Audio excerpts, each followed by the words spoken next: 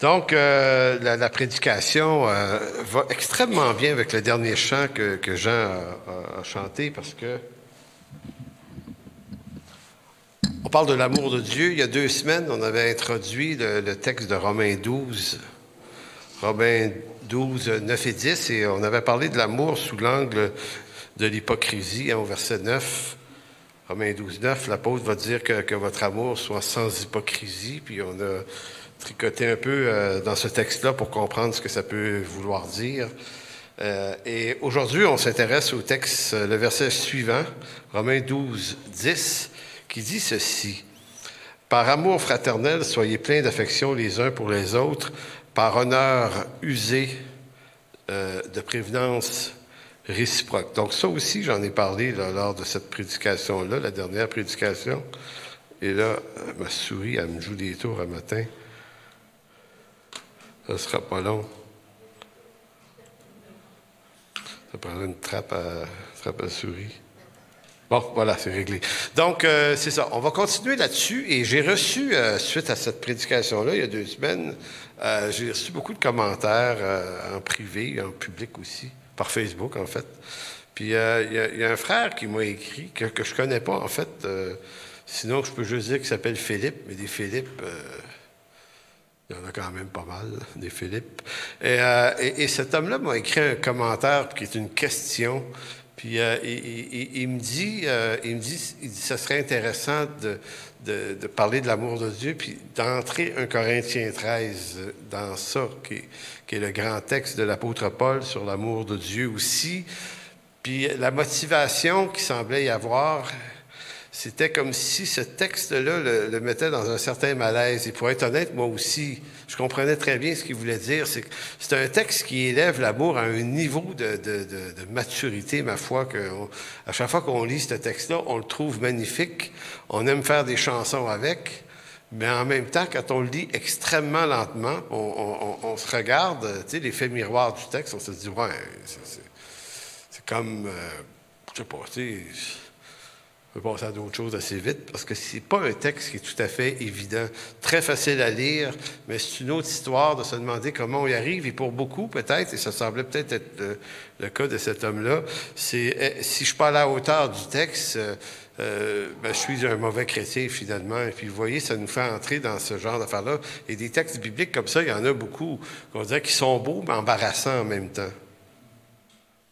Donc, toutes les fois qu'il est question de l'amour dans les lettres de Paul, ou en fait les lettres apostoliques, et je ne sais pas si vous avez remarqué ça, mais les textes sur l'amour sont toujours dans un contraste avec ce que l'amour n'est pas. En fait, c'est toujours pour éclairer ce que n'est pas l'amour qu'on parle d'amour. Quand même. Même si on ne lira pas le texte ce matin, mais dans Matthieu chapitre 5, Jésus va dire de ne pas aimer seulement les gens qui peuvent nous le rendre, mais d'aimer comme le Père a aimé, c'est-à-dire qu'il a aimé ses ennemis. Donc, ça nous parle d'amour, mais ça vient mettre en lumière notre faiblesse, notre difficulté à aimer. Donc, presque tout le temps, les textes sur l'amour sont en contraste avec notre difficulté. Donc, toutes les fois qu'il est question de l'amour dans les lettres apostoliques, c'est pour le mettre en contraste avec les attitudes, entre guillemets, détestables qui nous habitent. Fait que ça fait partie des textes qui sont, ma foi, j'utilise le mot agressant, mais d'une façon légère ici, là, parce que ça fait en sorte que souvent, pour beaucoup, l'amour est un cruel sujet qui nous rappelle, comme disait le grand poète Gilles Vigneault, qu'il est difficile d'aimer. J'avais envie de vous partir la chanson, je ne vous exposerai pas à ça. Mais je suis allé lire le texte des paroles ce matin. Puis c'est ça, c'est un texte dans lequel il explique qu'il n'y a pas beaucoup de texte, c'est beaucoup cette phrase-là qui revient, qu'il est difficile d'aimer.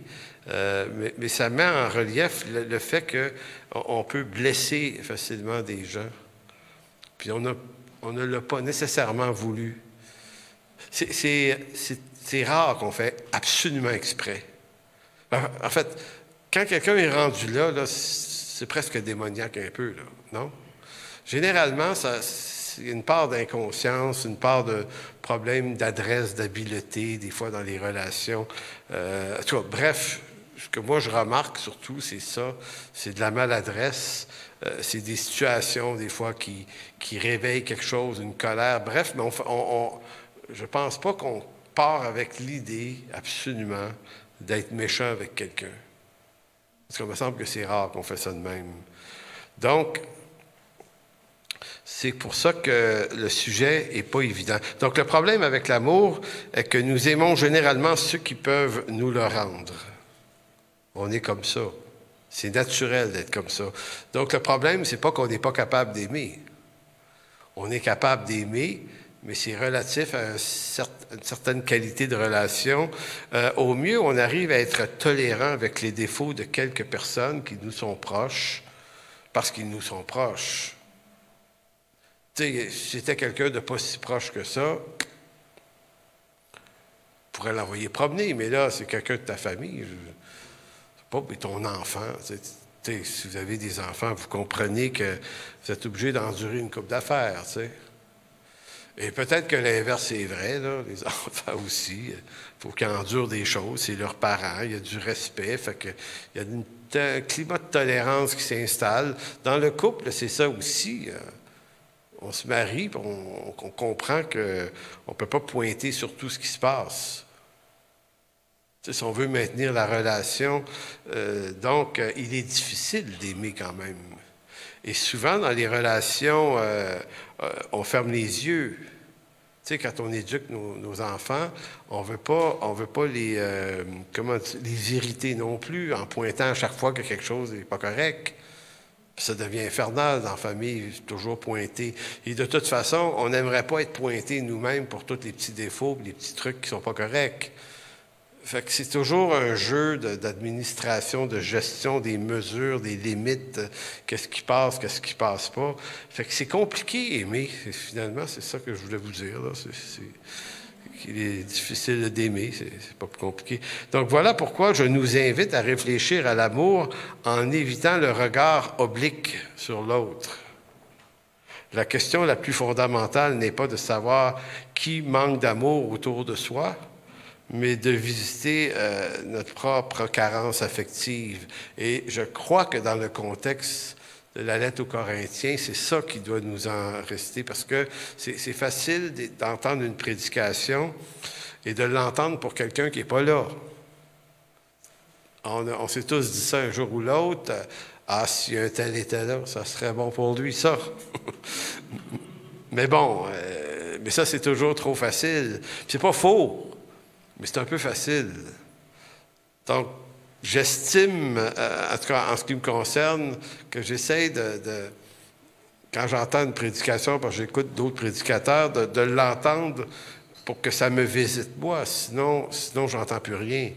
Je m'enferme dans ma bulle et j'ai toujours l'impression que c'est les autres qui doivent être redressés. Donc, parce qu'on devient confortable avec comment je vous dirais, nos carences qu'on a réussi à placer quelque part dans nos vies. Tu sais, on gère ça, puis on tient ça, il ne faut pas que ça soit trop dérangé. Donc, c'est compliqué. Et je précise aussi que je n'amène pas cette prédication-là avec la prétention d'être celui qui va vous dire comment ça marche, cette affaire-là. Moi, je l'ai compris. Je vais vous le dire, comment ça marche. Tu sais. Parce que dans la prédication, ça peut ressembler à ça, un pasteur qui prêche. Tu as l'impression que tu dis, lui, il nous enseigne sur les ponts qui s'en viennent, qu'on va traverser, parce que lui, il les a traversés, ces ponts-là. Mais non, on les traverse en même temps. Tu sais, avec le même niveau de difficulté puis d'incompréhension, parce que c'est pas tout à fait simple. Donc, l'amour, c'est un sujet complexe. C'est un peu le titre que je donne à cette prédication-là. Donc, si en Romains 12:10, qui est le texte principal aujourd'hui, il est écrit « Par amour fraternel, soyez pleins d'affection. » Pas un peu, mais soyez pleins d'affection les uns pour les autres. Et par honneur, usez de prévenance réciproque. Donc, la prévenance, là, c'est ce qui vient juste avant. Tu sais, c'est comme si aimer quelqu'un, ça nécessite de prévenir comment on va être. face à l'autre. Donc, c'est comme si on n'accoste pas les gens sans y réfléchir. Puis, comme on est nombreux, dans une famille, dans une église, dans un milieu de travail, on apprend à connaître les gens pour savoir c'est quoi leur capacité, leur degré, leur capacité de faire face à ce qu'on est. Et je pense qu'on fait ça inconsciemment, mais on s'ajuste. On se dit, OK, lui, il faut que j'aille parler, mais on se prépare, on est prévenant. Parce que on ne veut pas aller l'engueuler, on veut juste aller y parler, mais on sait que peut-être que ce sujet-là... Vous voyez, donc, c'est ce que l'apôtre Paul essaie de dire. Donc, dans le texte, ici, ça laisse entendre que c'est un défi, puisqu'il faut user de prévenance réciproque. Donc, on ne peut pas dire aux gens, ils doivent me prendre comme je suis. That's it. Moi, je suis comme ça. Ça, c'est un peu égocentrique. On se gère, on s'examine, on prépare nos phrases, des fois on prépare nos mots, on prépare ça, on fait de la prévenance. Donc, il y a ce texte qui est assez fort. Allez dans 1 Corinthiens chapitre 13 maintenant, ça vaut la peine de le lire, parce que ce texte-là est...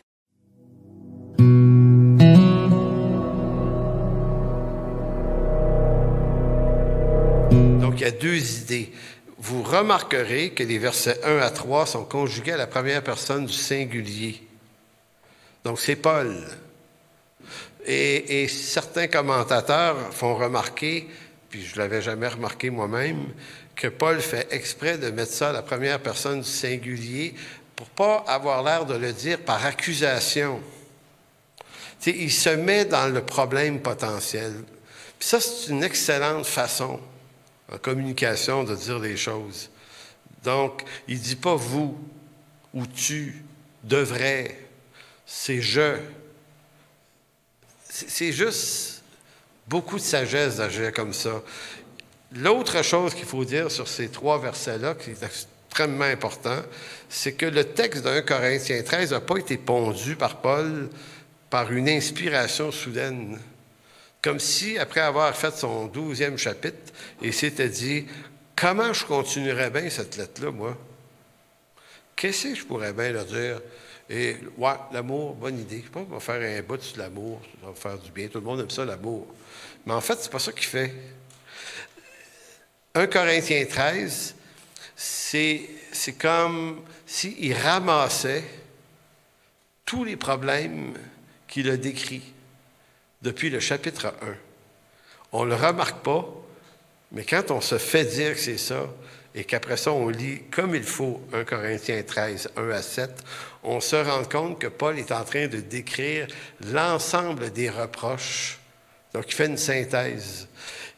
Ils sont tout ce que 1 Corinthiens 13 dit de ne pas être, c'est ce que les Corinthiens étaient. Mais au chapitre 13, c'est comme s'il ramassait tout ça pour dire, OK, je m'associe à la problématique. Paul est un homme comme tout le monde. Donc, toute la question des langues, la question des dons, de la prophétie, tout ça, c'était un gros, gros problème à Corinthe. Les Corinthiens excellaient dans l'art d'en mettre plus que le client en demande. Il y avait, et ce que je vous dis là, ça tient du commentaire de plusieurs théologiens quand même, qui sont des spécialistes de la lettre aux Corinthiens, et qui nous font remarquer que cette Église-là était une Église de compétition, de passion inassouvie.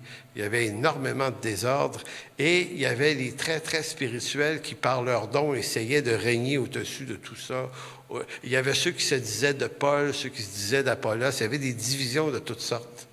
Il y avait de l'impureté sexuelle aussi. Pensons au chapitre 5, l'homme qui vivait avec sa belle-mère, par exemple. Et quand vous regardez l'ensemble, il se traînait en cours, je pense au chapitre 5 aussi, il y avait des causes devant les tribunaux.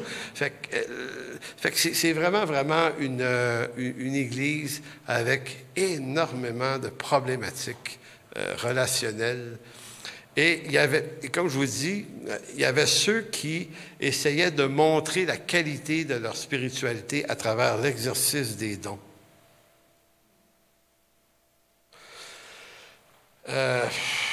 Donc, Paul va dire, quand je parlerai les langues des hommes et des anges. Si je n'ai pas la charité, je suis un airain qui résonne ou une cymbale qui retentit.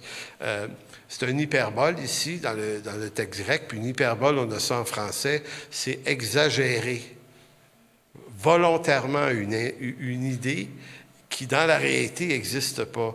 Maintenant, est-ce que les anges parlent une langue à eux? Dans l'Écriture, c'est non.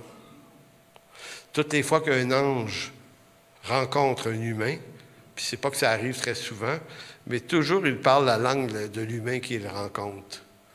Donc, il y avait, chez les Juifs, dans l'Antiquité, il y avait un concept que l'Écriture n'a pas pris dans ses textes, que chez les Juifs, on pensait. Il y avait une croyance, il y avait un certain culte aux anges, puis on disait qu'ils parlaient différentes langues, puis si tu voulais rentrer en relation avec ces anges-là, il fallait que tu t'apprennes leur langue, puis c'était des trucs un petit peu mystiques. Donc peut-être que l'apôtre Paul est au courant que cette affaire-là existe. Puis dans les cultes païens également, il y avait ce genre de pratique-là, d'espèce de parler en langue pour rentrer en relation avec des idoles. Puis c'était ça. Puis n'oubliez pas qu'on est en Grèce ici. Et la Grèce, c'est le monde de l'idolâtrie en quantité industrielle. Je me souviens très bien d'avoir étudié ça à l'université, dans l'histoire sur la Grèce de l'Antiquité, comment fonctionnaient les panthéons grecs des dieux et tous les cadeaux qu'on leur donnait, le dieu de la fertilité, les dieux de la guerre, les dieux de ceci, les dieux de cela. C'était un marchandage absolument épouvantable. Donc, il y avait cette idée d'être capable de, si tu pouvais parler la langue de l'entité à laquelle tu t'adressais, tu pouvais obtenir ses faveurs plus facilement. Donc, il y a tout ça à Corinthe, là, dans ces milieux-là. C'est assez effrayant. Et soit dit en passant, l'apôtre Paul va aplatir pas mal de choses concernant les entités, en voulant dire à un moment donné, calmez-vous, la gang, il existe un seul Seigneur et un seul Dieu, Père de tous. Tu sais, l'apôtre Paul n'était pas dérangé par les viandes sacrifiées aux idoles. C'est aux Corinthiens qui parle de ça aussi. Il dit, vous pouvez manger de toutes les viandes qui sont vendues au marché sans vous enquérir du culte à laquelle la viande a été sacrifiée, parce que quand on offrait des animaux dans les nombreux lieux de culte en Grèce, la viande était récupérée, ça valait cher, on revendait ça sur les marchés. Et certains, beaucoup de religieux grecs, pas des chrétiens évidemment, eux pouvaient acheter une sorte de viande plutôt qu'une autre. Mais pourquoi? Bien, parce que si tu mangeais la viande qui avait été sacrifiée à tel Dieu, tu allais chercher des forces de ce Dieu-là. C'est ça, des religions païennes. Donc, c'est toujours mystique et bizarre. Bien, donc, c'est comme si, chérie, qu'est-ce qu'on devrait manger ce soir? Bien, on va manger des brochettes de bœuf, mais il faudrait en manger des Apollons, tu sais, le dieu Apollon. Là, lui, il me semble qu'on a besoin du Apollon un petit peu dans notre vie. Moi puis toi, chérie. Mais vous voyez, bon, on grossit ça un peu, mais ça reste que c'est un peu le fond de commerce de ce genre d'affaires-là. Donc, l'apôtre Paul, lui, il n'est pas religieux du tout. La grâce de Dieu en Jésus-Christ l'a affranchi de tous ces mystères bizarres qui, en fait, se résument à rien. C'est des mensonges démoniaques, mais c'est juste du gros mensonge. Quand je vois des chrétiens redouter toutes ces choses-là, je me dis, OK, ils n'ont pas compris là, que Paul dit, non, vous avez Christ en vous. C'est même plus épeurant. Et pour ceux qui penseraient que des objets pouvaient contenir des entités, il faut lire Ésaïe 44. Ésaïe 44 passe la varlope là-dessus, là, c'est tellement, c'est presque... Il dit, tu prends une pièce de bois, tu te fais une idole, tu l'adores, avec le reste du bois, tu te fais un feu puis tu te chauffes avec, tu te fais un meuble avec. Il dit ça de même. Il dit, ceux qui croient que l'objet de culte va être habité par une présence démoniaque, il dit ils n'ont point de sens, ceux qui pensent ça.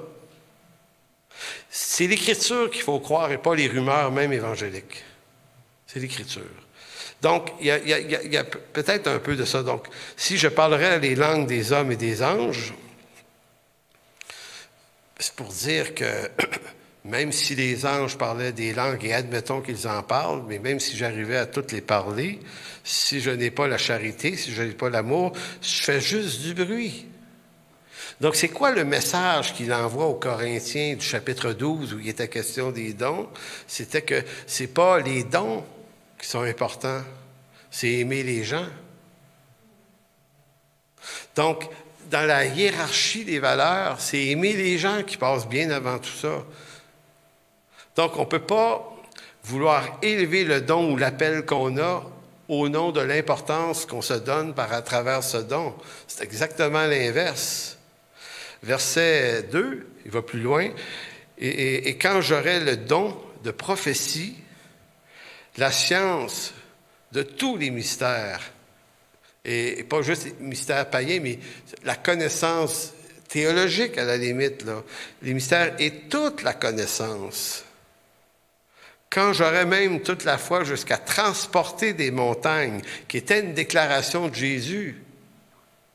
Si tu avais la foi gros comme un grain de sénévé, tu pourrais demander à la montagne de se déplacer. Donc, Paul reprend l'idée qu'il n'est pas en train de déconstruire ce que Jésus a dit. Il est en train de corriger une mauvaise trajectoire que les gens ont par rapport aux dons spirituels où les gens se faisaient une identité, une autorité, une notoriété à travers ça. Et l'apôtre Paul dit non, non, non, non, mon grand, tu ne peux pas faire ça.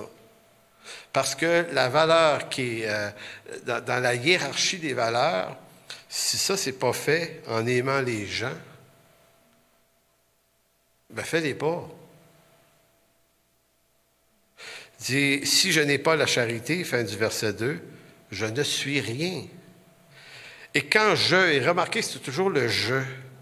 Donc, si je distribuais tous mes biens pour la nourriture des pauvres, quand je livrerais même mon corps pour être brûlé, si je n'ai pas la charité, je ne suis rien. Écoutez, c'est extrême.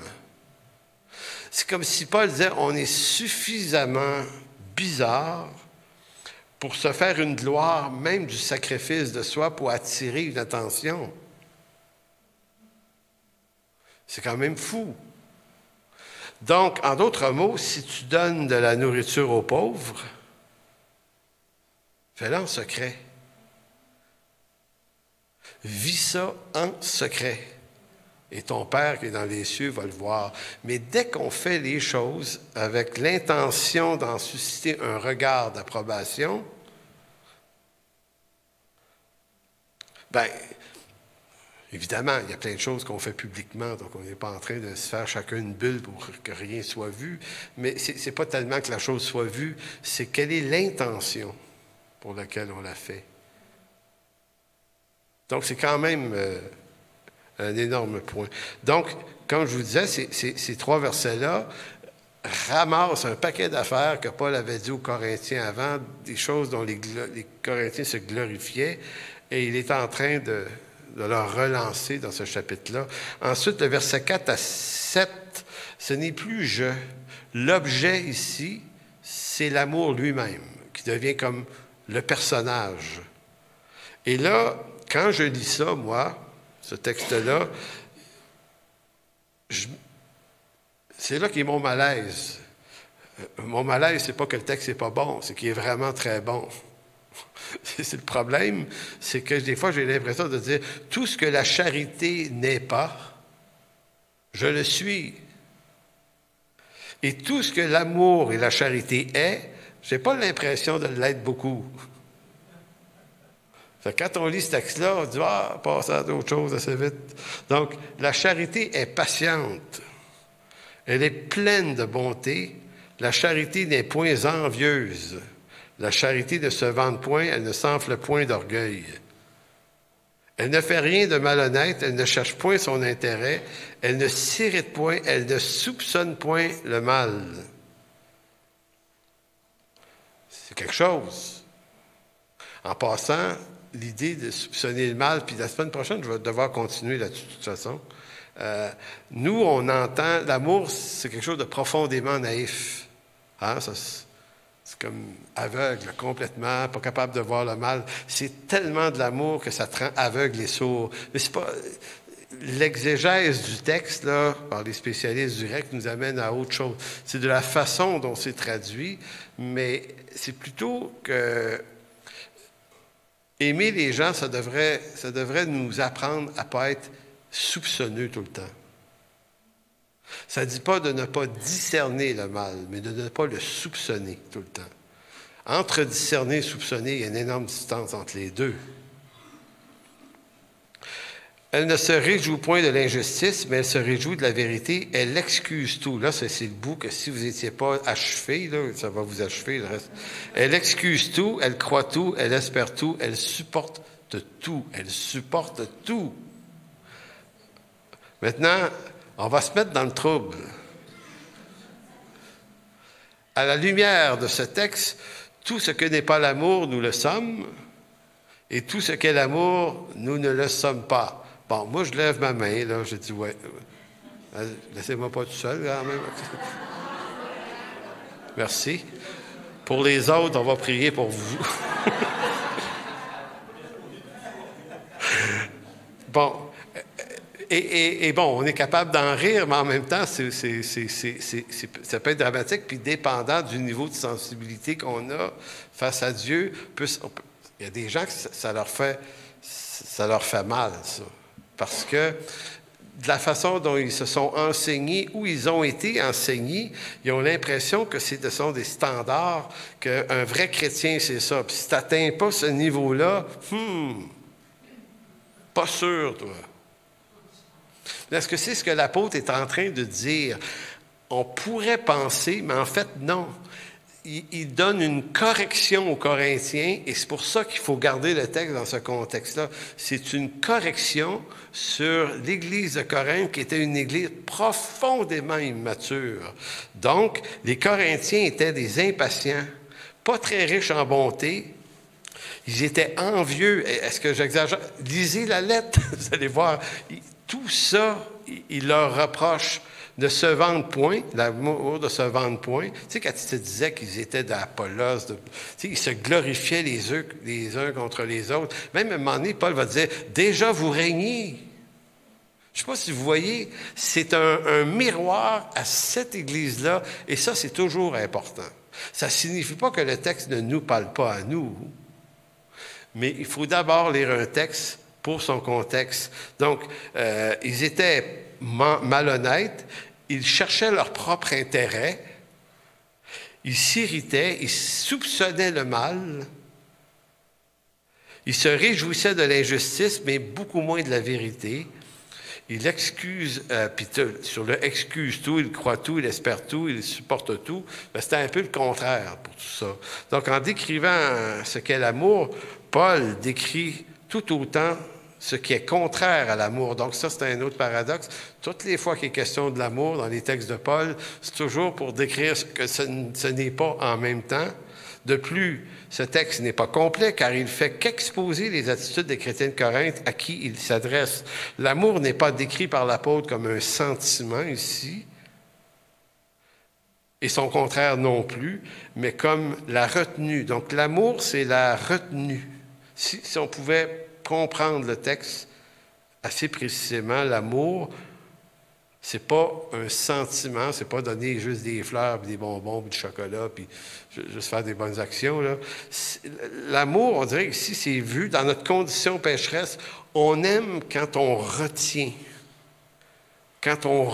nos bêtises, quand on retient nos attitudes rébarbatives, quand on arrive à retenir tout ce qui habite en nous, parce qu'on ne peut pas s'en défaire. On va mourir adamique, toute la gang, le saviez-vous?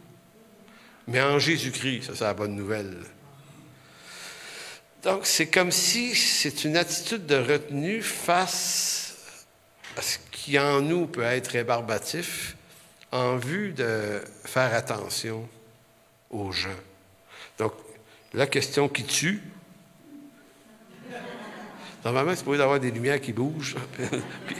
Bon, la question qui tue, comment devons-nous comprendre ces textes qui affirment que l'amour ne connaît aucune limite, hein? Romains 12, 1 Corinthiens 13, on a l'impression que l'amour ne connaît aucune limite, qu'il est aveugle et sourd à tout mal, alors que d'autres textes de Paul et de Jésus placent des limites très nettes qui permettent de suspendre même les relations humaines. Et c'est là qu'on arrive avec une apparente contradiction. Dans Luc 17, 3, il est écrit « Prenez garde à vous-même. Si ton frère a péché, reprends-le. » Là, tu dis, Jésus, tu parlais à Paul un peu de ça, parce que Paul, lui, il a l'air à dire, non, reprends-le pas. L'amour, c'est quoi déjà l'amour, là? Excuse tout.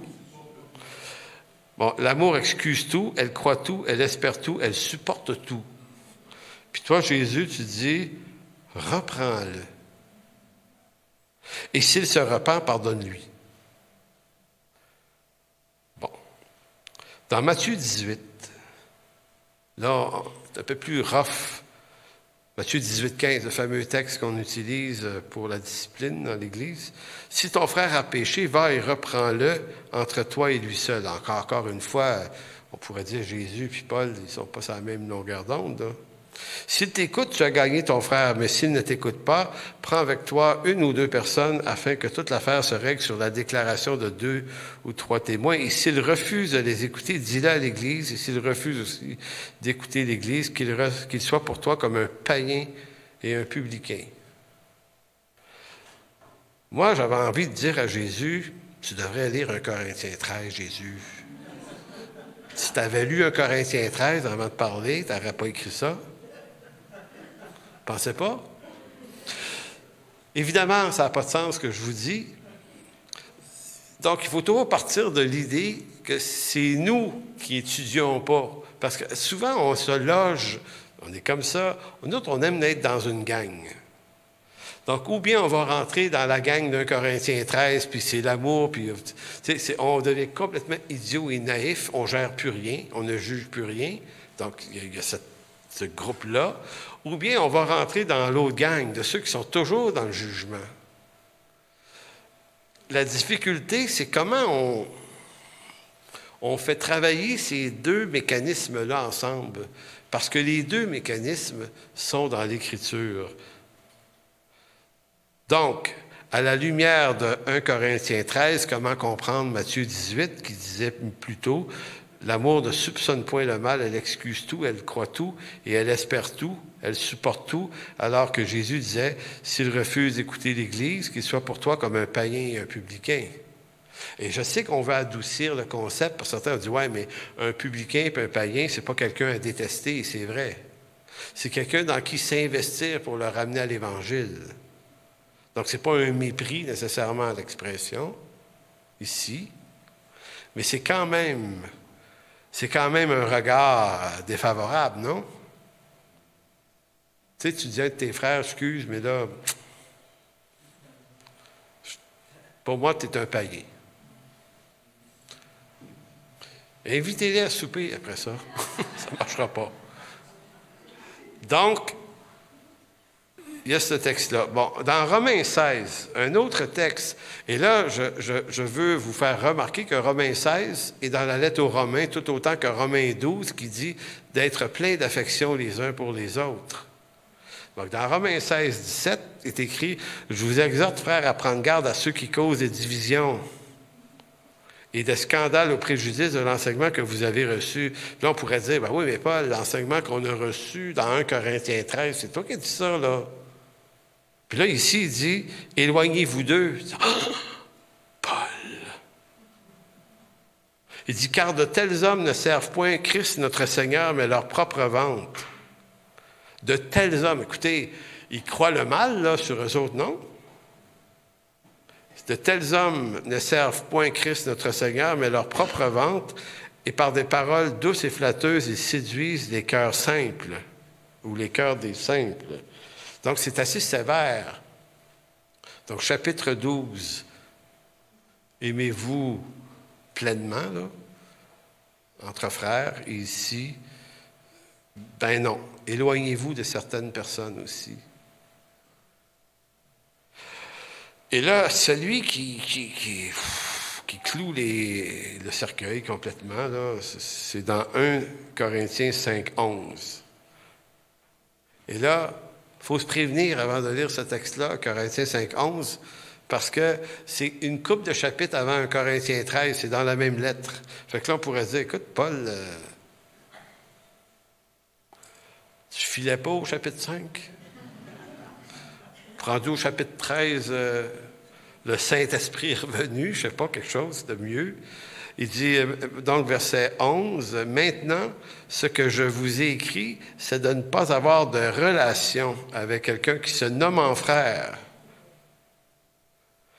Là, c'est un frère, c'est pas un païen ici. Là. Impudique, cupide, idolâtre, outrageux, ivrogne ou ravisseur. Il dit de ne pas même manger avec un tel homme. Hey, c'est rough. Je veux dire, c'est presque dur à appliquer. En réalité, Paul dit aussi avec quelqu'un qui se nomme en frère, parce que quelqu'un qui ne serait pas un frère dans la foi, un incroyant, ben lui, il est à rejoindre. Fait que tu ne coupes pas rapport avec lui. Puis c'est pour ça que des fois, qu'il faut faire très attention. J'ai vu des croyants manquer de sagesse avec leur famille. Tu sais, la famille n'est pas convertie. Puis tu les regardes comme s'ils devaient être des croyants comme toi. Tu leur appliques le même jugement alors que ça ne fait pas de bon sens. Mais Paul dit, oui, mais avec quelqu'un qui se nomme frère, ben là, oui, tu sais, tu ne peux pas t'associer à n'importe quoi. Donc, voyez-vous à quel point c'est pas simple, l'amour. C'est pour ça que je dis que c'est compliqué. Parce qu'on a l'impression que Paul dit une chose et son contraire. Et c'est fort intéressant. Maintenant, à la lumière de ces supposées contradictions, comment allons-nous comprendre 1 Corinthiens 13 et surtout, quelle application pourrons-nous en faire? La semaine prochaine, on va visiter cet aspect-là. Pour la fin de la prédication aujourd'hui, on va juste faire une petite curve qui vient de notre groupe maison. Mercredi soir, c'est qu'on a des groupes maison dans l'Église et moi, je suis dans celui de Blainville. Et on s'est mis à jaser de ça à un moment donné, de cette complication-là en rapport avec la conscience. En fait, ce que Paul expose en 1 Corinthiens 13, c'est tout ce qui arrive lorsqu'on abandonne notre conscience. La conscience, c'est ce qui en nous permet de rester, d'avoir les idées claires sur le bien et le mal. C'est essentiellement ça. Si notre conscience est en santé, normalement, on n'est pas à l'aise de poser un acte que Dieu, et là je dis que Dieu, non pas seulement notre humanité, parce qu'on n'a pas besoin d'être croyant pour avoir une conscience, on a tous ça à la naissance, mais qu'on soit croyant ou pas, on peut en avoir une bonne, on peut en avoir une mauvaise. C'est sûr. Mais quand on est croyant, l'état de notre conscience est supposé de se renforcer à cause de l'Écriture. Quand on se repent, là, la repentance, c'est comme le bien et le mal dans la conscience. La repentance, c'est pas par rapport à... On ne se repent pas de ce qu'on pense qui est peut-être mal. La repentance doit être directement liée à une prescription d'Écriture. Le péché dont on se repent, il faut qu'il soit décrit par Dieu et non pas par notre société. Pourquoi? C'est vraiment important, ça, parce que notre société appelle bien des choses que l'Écriture condamne. Pas vrai? C'est ça qui arrive. Et elle appelle mal ce que notre société appelle mal, ce que l'Écriture appelle le bien. C'est étonnant. L'avortement, c'est peut-être un des exemples les plus énormes. C'est comment notre société en est venue à dire que c'est bien de le faire, mais après ça, un peu plus tard, c'est mal de ne pas être d'accord. Et idem avec toute la question des transgenres aussi. Là, on rentre dans une morale qui est réinventée par l'homme naturel. Lorsque l'homme abandonne Dieu, et notre société, depuis des décennies, a évacué Dieu de l'espace public, l'a évacué de toutes les institutions, On a encore quelque part écrit sur le Parlement d'Ottawa « In God we trust ». Mais bon, où est la crainte de l'Éternel dans ce lieu? Ça n'existe plus. Il y en a qui se sont battus parce que certains auraient voulu enlever ça il y a quelques années du Parlement, puis les chrétiens disaient « il ne faut pas enlever ça, il ne faut pas enlever ça, il ne faut pas enlever le crucifix, il ne faut pas ci, il ne faut pas ça, il ne faut pas enlever les symboles. » Peut-être qu'il ne faut pas les enlever. Je ne suis pas clair dans ma tête qu'il faut forcément les garder parce que ça ment sur quelque chose. C'est les gens qui sont là s'en balancent comme dans l'an 40 de Dieu, de toute façon, pour la plupart. Pourquoi je dis ça? C'est en fonction des lois qui nous sortent à l'appel, ces milieux-là, qui viennent justifier des comportements qui sont contraires à la sainteté, et j'appuie là-dessus, la sainteté de Dieu et la loi de Dieu. Donc, et on va voir ça dans les prochaines semaines, Dieu nous dit d'honorer quand même les autorités civiles. Et on ne les honore pas parce qu'ils sont croyants, on les honore parce qu'ils sont institués par Dieu, ils rendront compte au Seigneur, pas à nous. Ça, c'est une autre histoire. Mais néanmoins, si on vit dans une société qui a évacué Dieu, elle a donc évacué la conception du bien et du mal selon ce que Dieu en dit. Donc, c'est pas pour rien que ce qui est le mal est renversé par le bien. Puis, il est même écrit dans Ésaïe, « Malheur à la nation, qui appelle le bien mal, le mal bien. » Et le malheur arrivera par celui qui a le pouvoir d'exercer des jugements, pas vous et moi. Donc, la question qui m'interpelle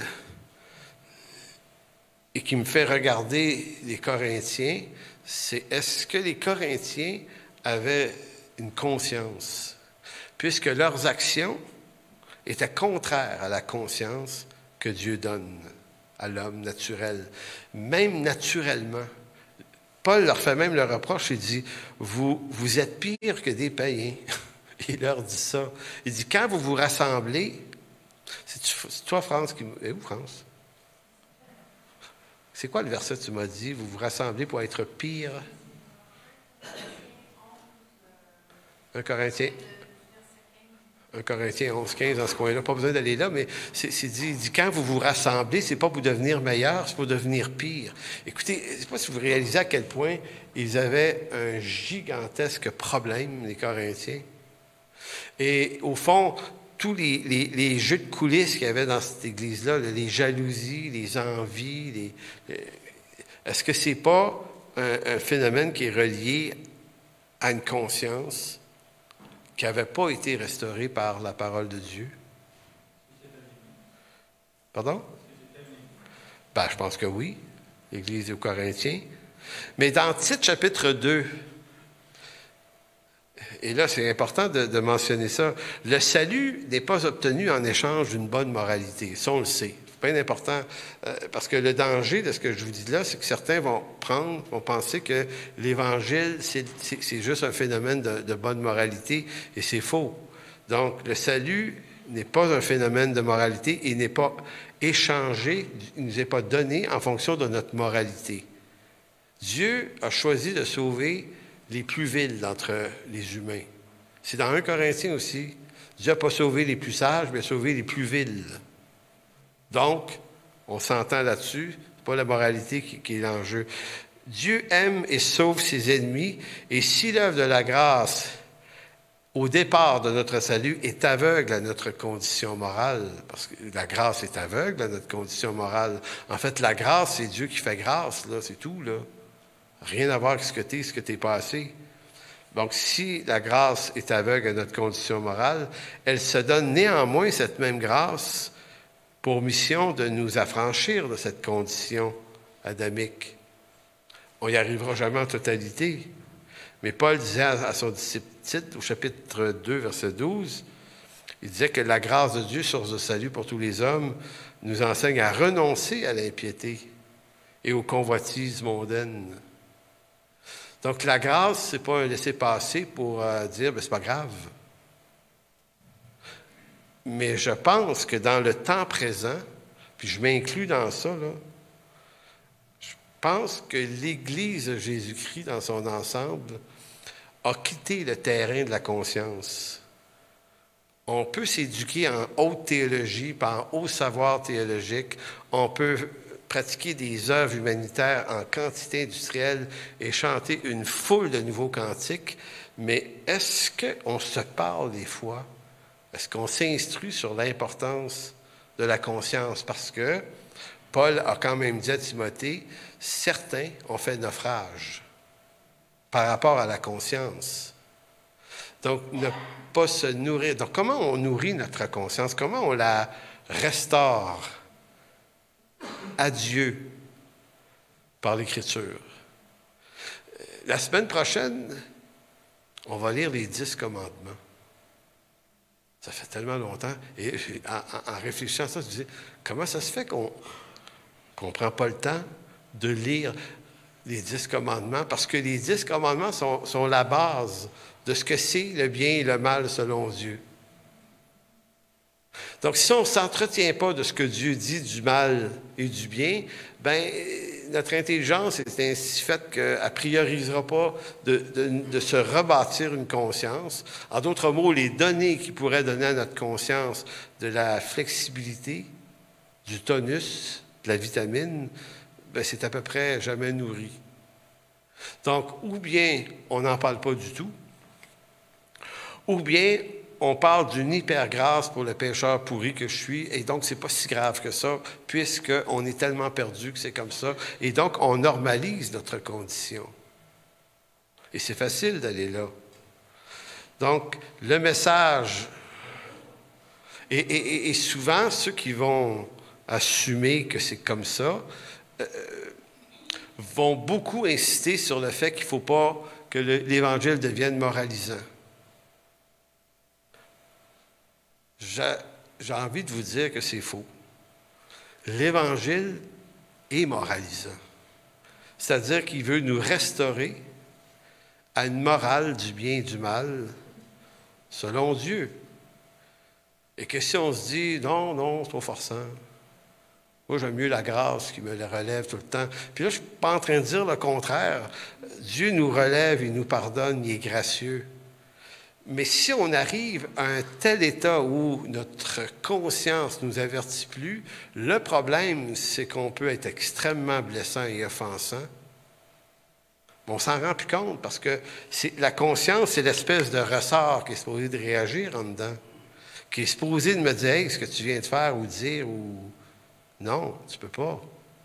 Et si ta conscience est en santé, ta reconnaissance de ta faute va l'être aussi. Tu vas être sensible à ça, tu vas aller demander pardon à des gens que tu as blessés peut-être. Et Dieu. Et vous savez, ça nous ramène dans l'histoire de l'homme qui avait dépensé la fortune de son père avec les prostituées, qui étaient partis. Puis, vous vous souvenez comment l'histoire se passe vers la fin, vers le milieu, en fait? Il dit « étant entré en lui-même ». C'est intéressant. Tu sais, c'est comme si le gars, il en a une conscience, mais je ne sais pas où il a mis ça. Il a serré ça quelque part dans un tiroir en dedans de lui, puis ça fait un bout de temps qu'il ne réagit plus à sa conscience. Et là, à un moment donné, c'est dans le trouble. Des fois, peut-être que le Seigneur doit nous amener jusque-là. Il nous amène à une place où tu es obligé de rentrer en toi-même puis de dire « Ouais, il va falloir que j'ouvre quelques tiroirs de ma conscience puis j'aille fouiller parce que des valeurs, il y en avait qui avaient été déposées là. Puis il y a l'Écriture, mais il y a nos parents aussi, notre éducation. Regardez, je vous donne un exemple. Mes parents, puis Gilles est là, il va s'en souvenir. Te souviens-tu de la fois qu'on avait ri des Japonais dans le portique du bloc 2210, rue Grenet, appartement 3? J'avais 8 ans. Ben, je ne peux pas oublier, c'était l'adresse RST. Une fois, on venait de déménager à Montréal en 69, je pense, puis écoutez, nous autres, on venait de la Gaspésie, puis on n'avait jamais vu ça, des Noirs, on n'avait jamais vu des Japonais, on n'avait jamais vu ça, jamais, là. Et moi, je me souviens qu'à un moment donné, on est dans le portique du bloc, puis on attendait les parents qui s'en venaient, puis il y avait 2, 3 messieurs japonais qui étaient là. Puis c'était comme... Oh, on avait eu une réaction un peu rigolote, Ma mère, ça passait pas.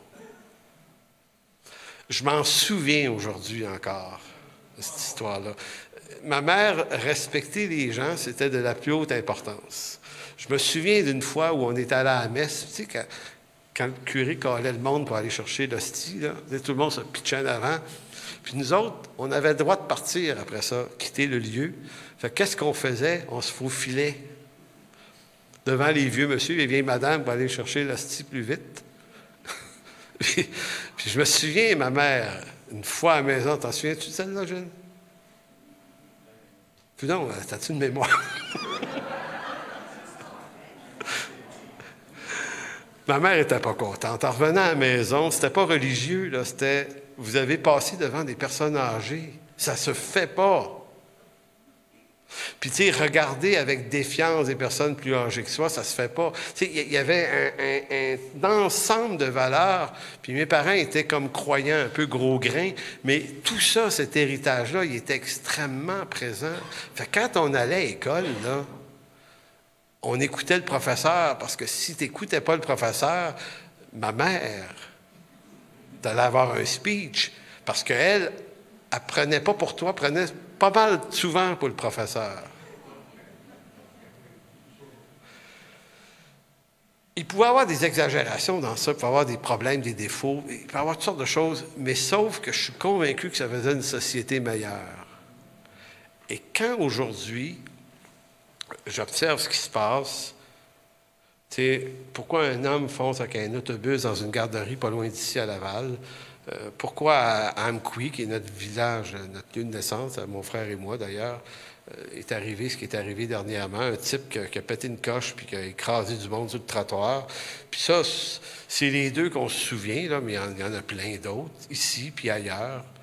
À tous les jours, en ce moment, il y a des tueries de foule aux États-Unis. Il y en avait déjà 200 ou 300 depuis le début janvier dernièrement. Il y en a tellement qu'on faut qu'il meure au moins 25-30 personnes pour qu'ils passent aux nouvelles. Comment ça se fait que notre monde est devenu à ce point violent? Et la semaine dernière, mardi, cette semaine, j'écoutais les nouvelles et il y avait un reportage sur la violence dans les écoles publiques au Québec. Et il montrait une scène. Il a montré un peu embrouillé parce que le journaliste, il dit c'est extrêmement troublant. Puis là, tu vois une gang de jeunes, des coups de pied d'en face à un autre jeune qui est couché à terre tout seul.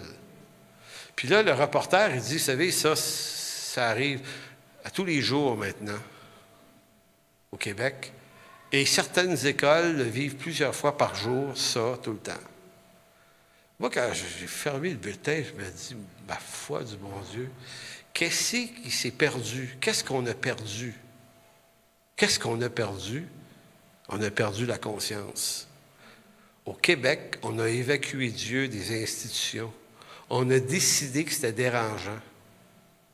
Fait qu'on l'a évacué, mais on n'a pas pensé qu'en évacuant Dieu de l'institution, on évacuait l'héritage qui vient avec ça, et notamment, tu sais, c'est pas juste la grâce et le pardon qui nous vient en Jésus-Christ, il y a un paquet d'autres affaires qui nous viennent en Jésus-Christ qui s'appellent des valeurs, une moralité, une droiture de cœur, le respect des autorités, c'est pleinement présent dans le Nouveau Testament. Et même si, chez les catholiques, les gens ne lisaient pas beaucoup la Bible, ces choses-là passaient à travers la culture catholique, qui fait que nos parents avaient ça. Je suis certain que vous pourriez dire la même chose à vos parents. Il y avait un héritage moral.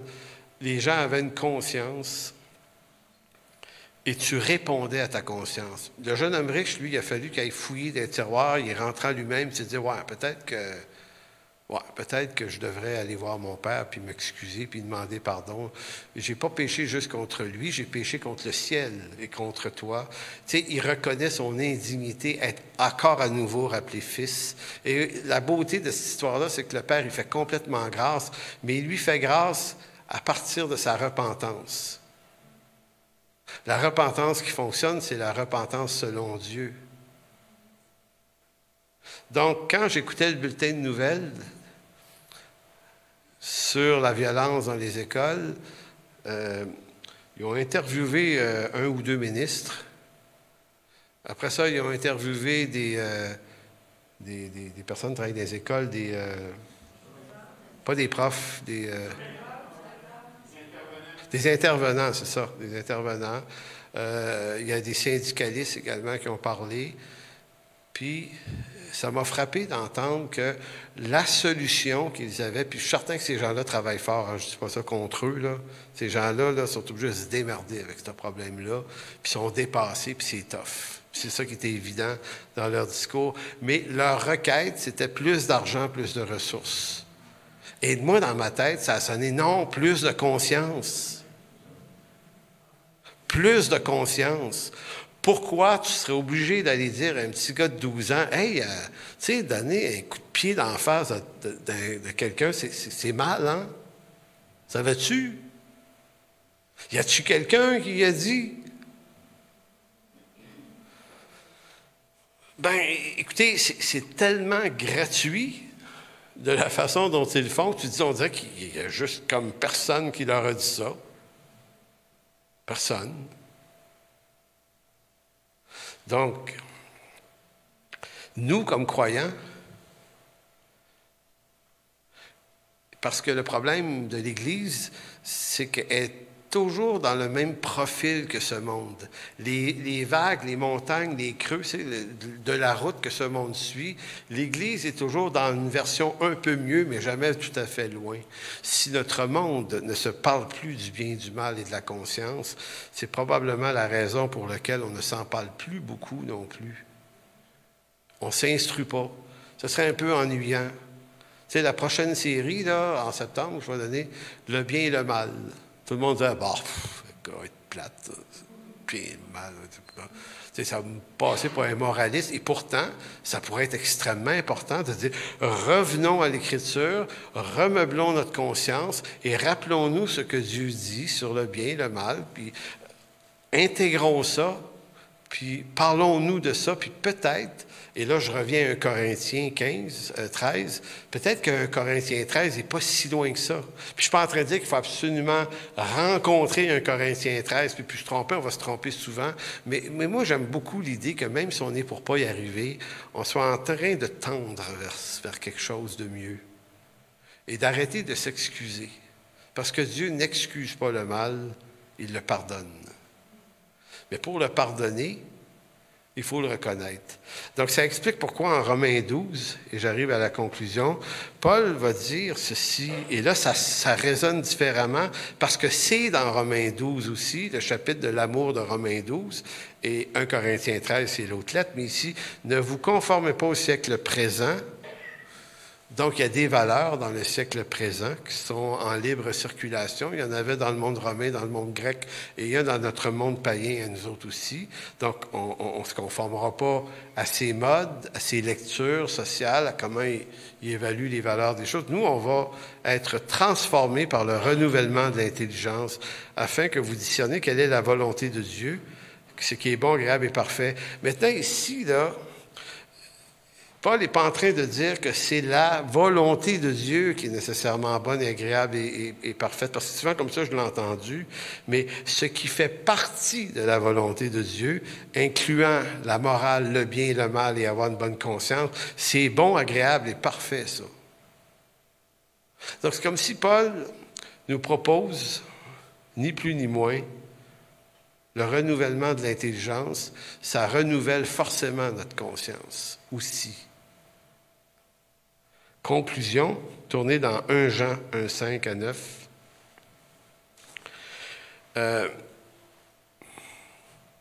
C'est un curieux paradoxe, mais c'est que pour trouver une certaine délivrance, il faut apprendre à se laisser condamner. Il faut apprendre à se laisser condamner par la vérité, parce que c'est dans cette reconnaissance de la faute qu'on est restauré à l'amour de Dieu.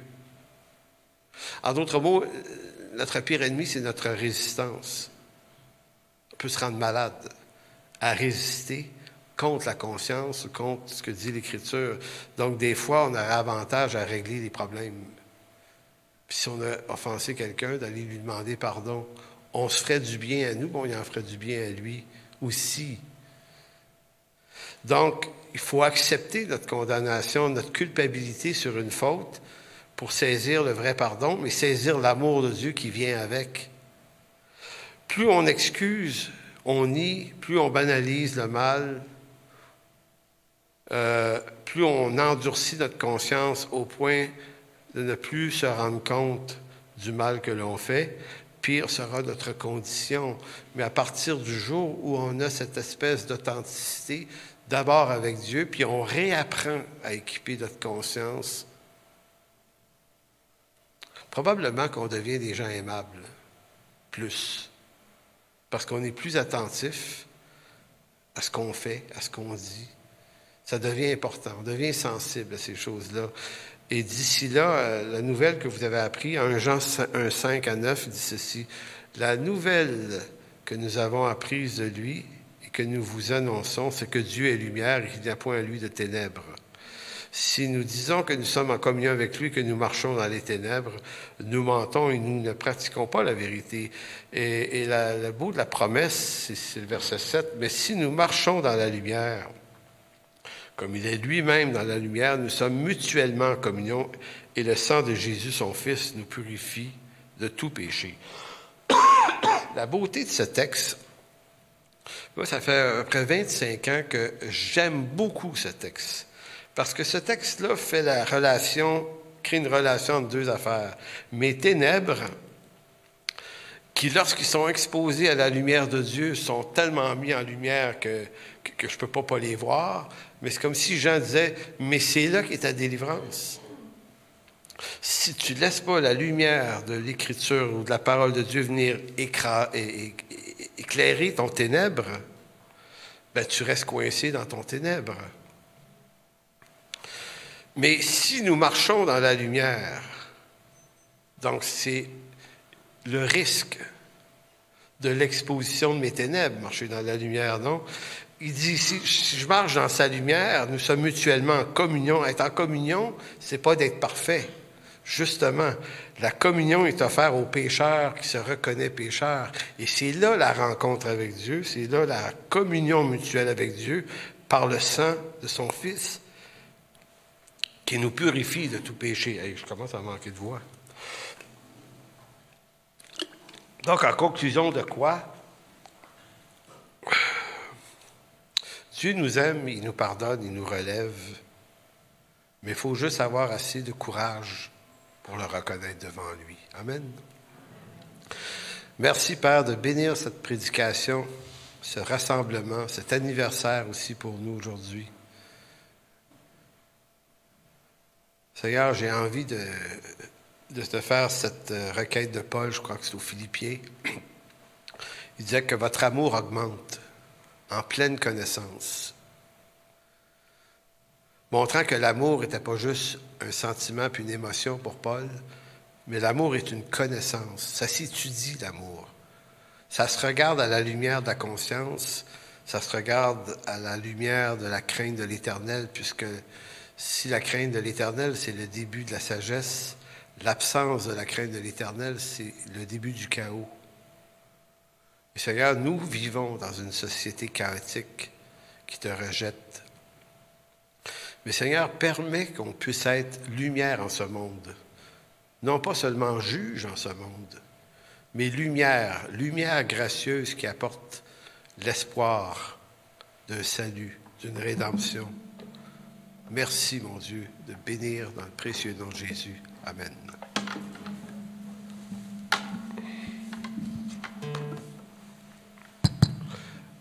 Tu veux fermer celle-là?